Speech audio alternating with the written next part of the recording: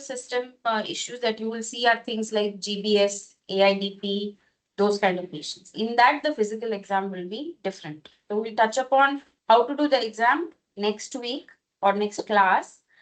This class focus on understanding the anatomy, central nervous system, brain, spinal cord, peripheral nervous system, and peripheral nerves. Okay.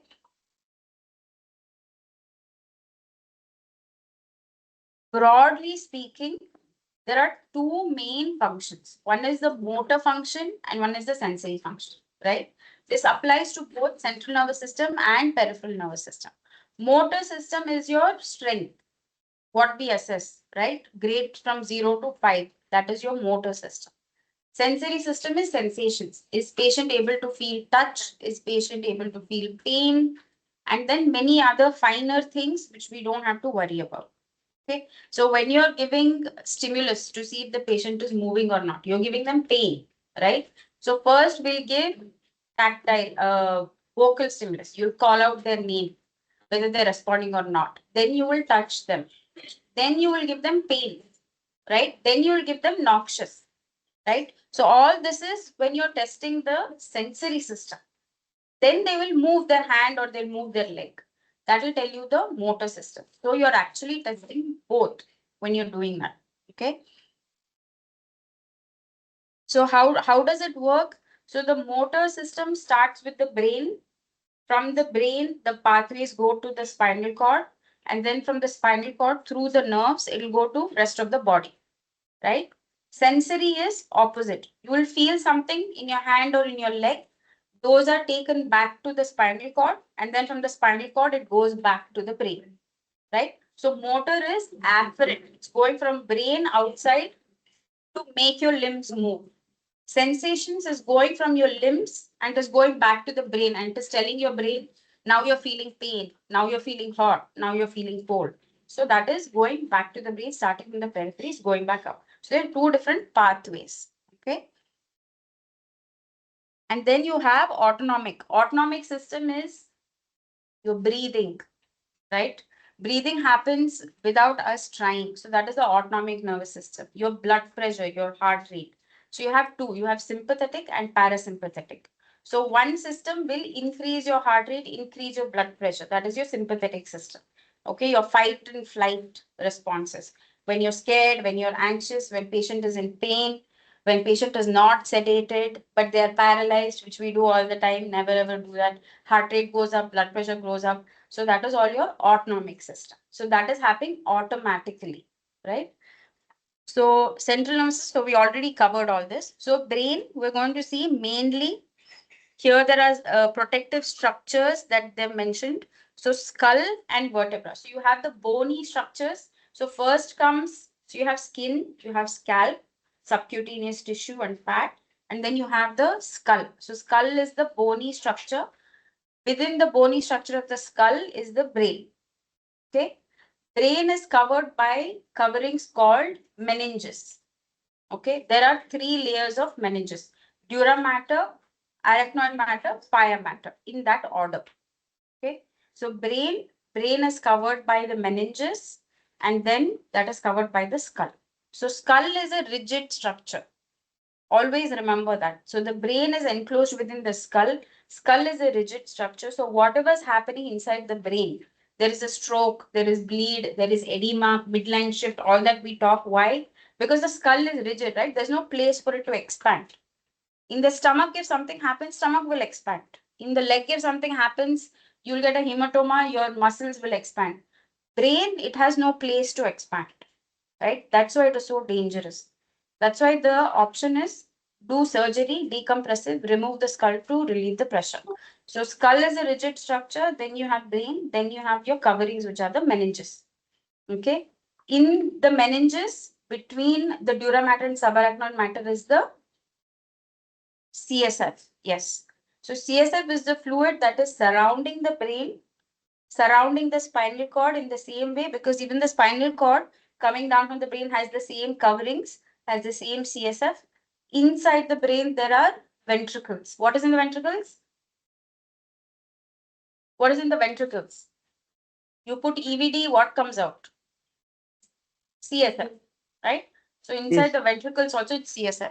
What is all of this doing? It's keeping the brain floating. Okay. So now coming to parts of the brain, okay, broadly divided as cerebrum, cerebellum, brainstem, and diencephalon. Okay. Now, what is this here? Admit. For next time. No. Someone was trying to. That's okay. Okay. Oh. Okay. You are able to see this mouse? Okay. So it's very nicely color coded for you to understand. Okay. So this is the cerebrum. Cerebrum has 4 parts. Okay. Frontal lobe, parietal lobe, occipital lobe, temporal lobe. 4 basic lobes. We all know this. Each of them have their own functions. Okay. So there's one on the right side, there's one on the left side. Same thing on both sides. Okay. Then you have the cerebellum, which comes in the bottom. Okay. Then you have the brain stem. So brain stem is literally, it looks like a stem. It's coming down from the base of the brain, continues as the spinal cord. Yeah, exactly. Okay. So all these fissures that they have marked is basically the little demarcations between each of those lobes. Okay. Now in the cortex is nothing but the top layer of the brain, right? So what you're seeing are, this is the colored part is the main brain, which is called as the gyri. Okay. The gaps in between that you're seeing are the sulci. Okay. So when you have subarachnoid hemorrhage, for example, blood gets accumulated in this sulci. Okay. When you have ICH, for example, just a parenchymal bleed, it is mainly in the main brain matter. When blood is only present in these gaps in between, that is a subarachnoid hemorrhage.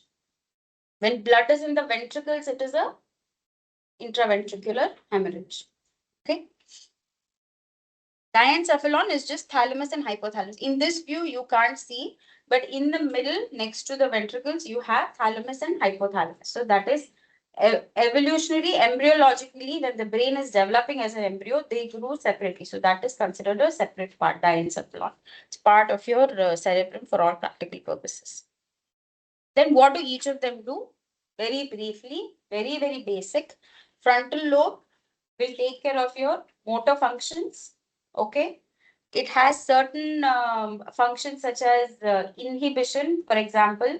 So what is disinhibition? Now we have a patient in Ewing, Tirupati. Okay. He has frontal lobe lesions. He is very aggressive. There's a lot of aggression, disinhibition. That is because of frontal lobe injury. Okay. They are not just being aggressive just like that. It is not always alcohol withdrawal. Frontal lobe injury, expect them to have some aggression and disinhibition type of symptoms, right? Frontal lobe also has a eye fields. So when patient has a stroke, they're only looking one side. Have you noticed that they can't move their eyes to the other side? That is because of the eye fields that have been injured. Okay. Then you have parietal. Parietal lobe, this part, which comes around here. Parietal lobe will have your sensory. Lot of your sensory functions are processed in the parietal lobe, and visuospatial, right? When you're walking, you know where you are. You know where the person standing next to you is. When you want to pick up something, you're seeing what all is there in the table, how to pick up exactly what you want. So that spatial orientation is in the parietal lobe. Sensory processing is in the parietal lobe. Okay. Temporal lobe has a lot of language processing. Okay. Understanding language, comprehension. So when you have patient who's aphasia, so that is has a temporal lobe injury. Okay. That is, they're not able to understand what you're saying. If they are not able to speak, then that is frontal lobe. Okay. Broca's aphasia, patient not able to speak, frontal lobe. Patient not able to understand what you're saying, temporal lobe. Okay. Occipital lobe is vision. Being able to see is occipital lobe. Clear? Easy? Easy, no? Yes. Okay. Diencephalon, thalamus, hypothalamus, they have a lot of like autonomic function, temperature regulation. Thalamus has everything. Okay. Thalamus is like a mini brain inside your brain. So it can have motor, it can have sensory, it can have, patient is becoming drowsy, mental status issues, language issues. Thalamus injuries can have anything. Okay, so always be careful with anybody who has a thalamic injury. They can present in any way. Okay. Limbic system is your hippocampus and amygdala. That is more of emotional regulation along with your frontal. Okay. Cerebellum is this bottom part over here in the first image that we saw, right? Which has all this fovea. Cerebellum main thing is, huh? What? Balance. Yeah, exactly. Cerebellum, main thing you have to remember is balance, being able to walk, dysmetria, right? If you say touch my hand, they will go like this, they will go like this, they will go like this. They may or may not touch your finger. So that dysmetria will be there. They can't do rhythmic movements. If I say do this, they won't be able to do it. Okay. And imbalance. They can also have like a lot of giddiness, nausea, those type of symptoms. Okay. Now remember, for all patients, right side of the brain is for left side of the body, right? Right MCA stroke, left sided weakness, left MCA stroke, right sided weakness. Right cerebellar stroke, right sided weakness. Okay, cerebellar strokes will be same side. Okay, patient has right cerebellar stroke, weakness will be on the right side. With everything else, it will be opposite side. Okay. Then you have brainstem. Brainstem has three parts: midbrain, pons, and medulla. Okay. So these have all your cranial nerves. How many cranial nerves are there? 12. So your cranial nerves are arising from these. Okay. 3, 3, 4, 4, 4 from each. Okay. So any midbrain infarct, pontine infarct, medullary infarct, you will have cranial nerve deficits. Okay. Either it will be the eyes, or it will be swallowing will be compromised. They won't be able to cough. They won't be able to gag. All your extraocular movements will be compromised. And most important thing, it regulates your breathing. Okay. So anybody with, like, let's say big pontine hemorrhage, right? They won't be able to be awake. They won't be able to follow commands. They'll have a lot of drowsiness. They won't be able to breathe on their own. With brainstem injuries, this is what we worry about. Being able to breathe on their own, and they won't be awake, right? You need both of these things to breathe. You should be awake and your breathing system should be working fine. Of course, your lungs should be normal. Assuming lungs are normal, you need your brainstem to be awake and to be breathing. Okay, so brainstem issues we are very scared of. Okay, they are very dangerous. So when you have, certain blockages in the blood vessels, the most important one is basilar. Okay, big blood vessel, basilar, supplies your brainstem. Any basilar thrombus. Even last bit, there was one guy, Vishwanath Reddy, who was there for a week. Why we kept him there? He was fully awake. He was totally fine. He had a big clot in the basilar artery. Basilar artery supplies your brainstem. Okay, so any basilar clots, be very, very careful with those patients. Very close neuromonitor. Okay, why? Because it can affect your breathing suddenly. It can affect your consciousness suddenly. And then spinal cord, So last part of the brainstem is medulla, continues as the spinal cord. Okay, you have cervical, thoracic, lumbar, sacral, 4 divisions out of, and then throughout all that they're covered by the vertebra. Again, there is a bone, and through the bone there are foramina through which the peripheral nerves will come out. Inside it is the main cord. Surrounding the cord is meninges. In the meninges you have CSF. Same system even in the spinal cord. Okay. And basically it is like a relay center. Whatever is going from brain to body will go through spinal cord. Whatever is coming from body to brain, sensations and everything is going to the spinal cord to the brain. Clear? Peripheral nervous system is all these nerves. So all these nerves which are coming out of the spinal cord, they go everywhere in your body.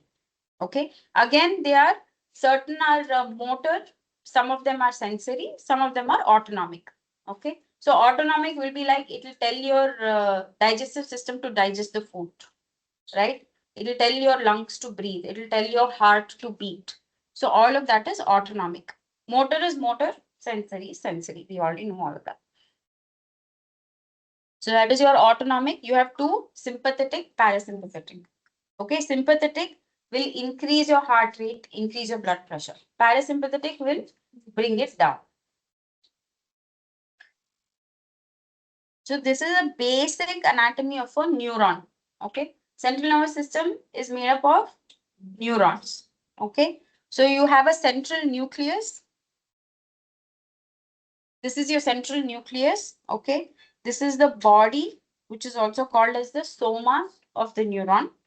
And then you have the dendrites coming out of it here. And then you have the axon. Okay, so this axon terminal will be interacting with dendrites of the next neuron. So that way the axon terminal dendrites or axon neuron, so all the nerves are interconnected. So they're connecting between this terminal of the axon with the dendrite of the next neuron. Okay, and all the impulses are transmitted through this axon. Okay.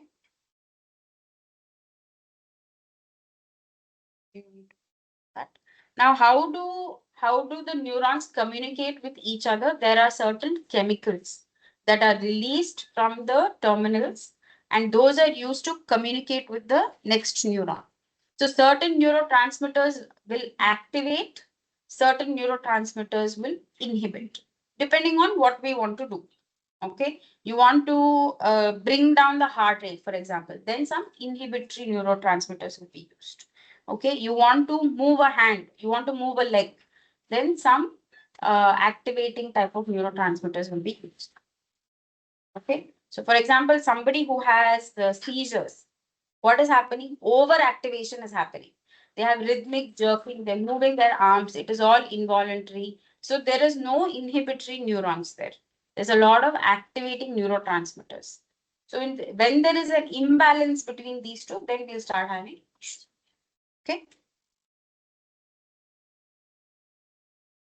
So clinical correlation, we'll touch upon this again a little bit in the next class. Okay. So main thing that you have to remember is when there is an injury in the brain, right? So you have most commonly that you're going to see ischemic stroke. What happens in ischemic stroke? There is a blood vessel and there is a clot. Okay, there's a clot in the blood vessel. That part of the brain is not getting blood. And what is there in blood? Most important thing that all tissue needs? Oxygen. Exactly. So oxygen supply is cut off, nutrients are cut off. That part of the brain starts dying. Okay. So first there is ischemia, then there is infarct. So when it is still ischemic, you can still try to save that part of the brain. Okay.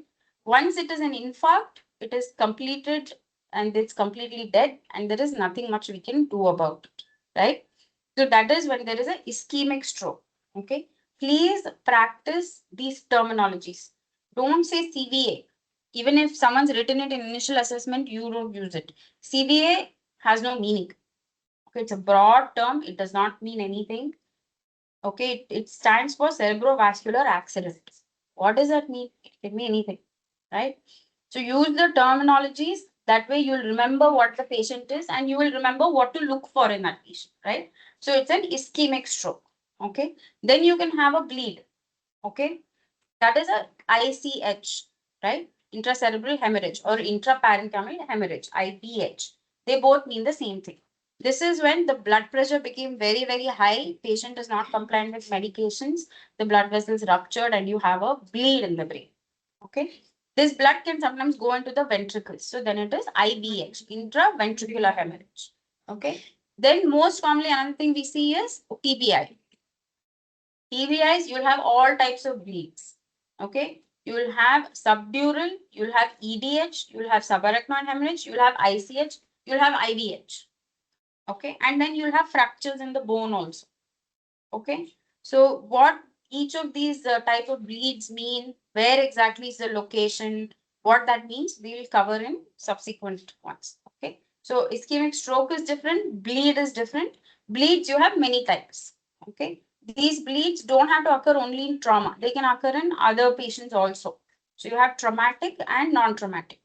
Then you have your other patients like MS, demyelination patients. So how do you go back here? Okay, you see this, what is in yellow color? Yellow color here. So that is covering the axon, that is myelin. In some diseases, this myelin is not produced normally.